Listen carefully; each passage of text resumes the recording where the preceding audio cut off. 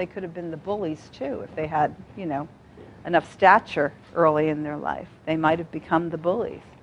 But it must have been lonely for you. Must have been hard. And they'll agree. That doesn't usually take a lot for them to come up with the notion of feeling lonely in their lives. And feeling lonely now very often because there's so much expectation placed upon them with very little reward ever really allowed to be celebrated. I mean, they'll say it in really sort of charming and very animated ways, but when you get right down to the feelings, it's not often very genuine, that feeling of, I feel really good about me. So that's the origins, that's what we see. And it would make sense for us to think next about, from those origins, well, what needs then would be compromised? What would be missing in the needs category? So if we all agree that, we may not agree, but if you agree that little ones all need, as they come into the world, to receive unconditional love and attention, right? Needing that empathic attunement, that nurturing, that kind of protection and affection and holding, acceptance because you're there. The delight. When I ask my narcissistic clients, so who just delighted in your presence? Who just, you can almost feel it or sense it even if you can't remember it, but someone just delighting in the fact that you were there and you were theirs. And, you're this just wonderful little, right? Who did that? Who played with you? Who was just like, whoo, just wanted to toss you in the air and just laugh with you? What do you think I get in response to that? Not only not did I didn't get that, but I didn't need that. I didn't need that. Who does that? Who needs that? I didn't need that. I mean, I just wasn't that kind of kid, Wendy. You don't understand. I know that's hard for you to understand because you're a therapist, and as a therapist, you probably wouldn't understand these kinds of things. But I didn't need that, really. And then I showed them the still face experiment. You show them little clips, show them pieces, show them babies.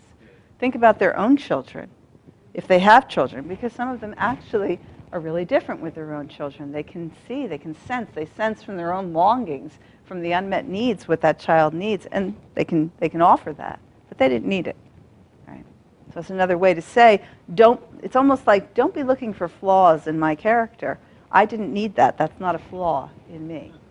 So one way to preempt that would be to say, this isn't meant as a criticism, and it's not a flaw. For me, it's just very sad imagining that you didn't get that, because I suspect you needed it. But I didn't. No, you did. You did, because you're human. We all do. Empathy, understanding, realistic limits, trust, right? Why trust? Why would the need for trust be unmet? Given the origins. Think back to the origins that we just talked about. The strings attached, right. There's always something. It's always about being used. It's not just about being accepted. What are the implications of that in the treatment room with you? And in what ways don't they trust you? That's true. In what ways don't they trust you in the treatment room? Right, that you're not, don't give me this crap that you care about me. What do you mean you care about me? In fact, it's really odd with narcissists because they get triggered when you offer them really kind statements and feelings. When you share caring gestures with them, they get immediately suspicious, like, what? You care about me? You don't care about me. I pay you. This is a transaction. It's business. You're making a living. What do you mean you care about me? Well, what are you going to say? You say, well, you know what, you're right. I'm trained as an expert. You're paying for my expertise. You're paying for my time. But caring? That's just a human feeling. I either feel it or I don't, so that one's for free. And the truth is, right now, you're making it a little hard for me to care about you when you talk like that. Be honest. Be real. It's hard to care about somebody when they talk to you that way. So the truth is, you're right. It is a little hard to care about you right now when you say that to me. But I understand you. Something about it makes you feel suspicious. Why would you be suspicious about me caring about you? Where would that come from? So it's always being put back there to figure it out, not to blame, but we're going to figure this out because, seems like anytime I offer you something, you even start to show some appreciation when they show you some suffering. You know, you put your face that matches what you're feeling. I'm feeling sad in here. I'm feeling touched. I'm feeling impressed. I'm feeling inspired. And I say things like, oh God, I'm so touched by that. I'm so inspired. Oh, I feel the sadness. Oh, Wendy, don't do that. Why are you doing that? You know, come on, give me a break. I mean, you know, what, are we going to turn me into mush monster or something? I mean, I'm never going to be able to carry on my work. Why are you doing it? It wasn't that bad. I said, well, I'm not saying it was that bad, but I'm feeling, what just happened? Hey, what just happened? You're sharing something. It's really lovely. I'm appreciating it. And now you're shifting into that mode again. What's that? Why are you talking like that? What just happened? Who just entered the room? Someone else is here with us. Something else is happening inside of you, right? So you notice the mode as it begins to shift. Narcissists will get triggered when you're kind to them, when you're caring of them. They don't trust you. You want something. You need something. You're using them. I'm part of a research experiment, aren't I? Yeah, if only. We can't get you into research experiments. The early maladaptive schemas that you're likely to see in the narcissist, now here's the list again, but it's supposed to look like highlights on some of them. Is it highlighted on your pages a little bit? The ones that you're likely to see more often with the narcissist is, and this will make some sense perhaps by now, mistrust and abuse, right? So not the abuse as much as the mistrust. They're suspicious. You know, people just want you. The interesting thing about narcissism is that you can be really nice to them, really sincerely, genuinely caring. They don't trust you. And yet other people can like charm the pants off them and they'll give away their fortune. So, you know, if it's somebody of this VIP status who's saying nice things and they'll just, I mean, and if there's an opportunity to be a hero in someone's life, they can give away the farm. But if you're giving them, offering them genuine caring, I'm talking about in the early phases of treatment, you have to deal with this mistrust schema that gets activated.